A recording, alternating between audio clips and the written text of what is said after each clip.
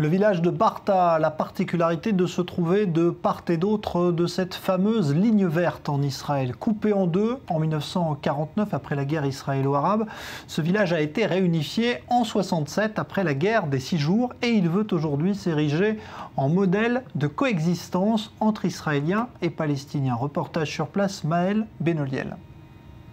Une maison israélienne d'un côté, une maison palestinienne de l'autre. Les deux sont situés à Barta, un village arabe du nord d'Israël, situé à cheval sur la ligne verte. Là où je me tiens, c'est le territoire israélien. Après le rond-point là-bas, c'est les territoires palestiniens. On vit tous ensemble et il y a plus de 400 familles avec une carte d'identité israélienne côté palestinien.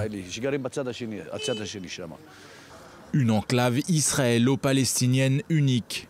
C'est à cet endroit précisément que se trouve la frontière entre Israël et les territoires palestiniens, en plein cœur de Barta. Comme vous le voyez ici, pas de barrière de sécurité, faisant de ce village une exception et un exemple de collaboration entre les autorités israéliennes et celles palestiniennes.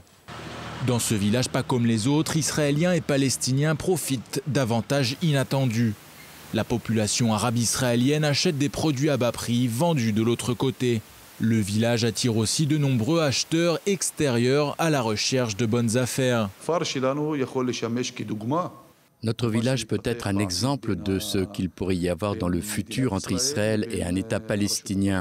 Ici, on représente en quelque sorte un modèle de coopération, de respect et de fraternité basé sur une économie commune et des liens sociaux et culturels forts.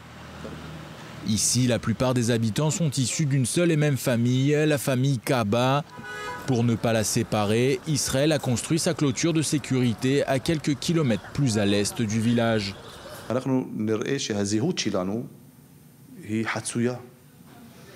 Notre identité est double et ce village me donne ma propre identité. C'est-à-dire que je m'identifie à mes origines qui sont palestiniennes, mais c'est quelque chose de spirituel et non de politique.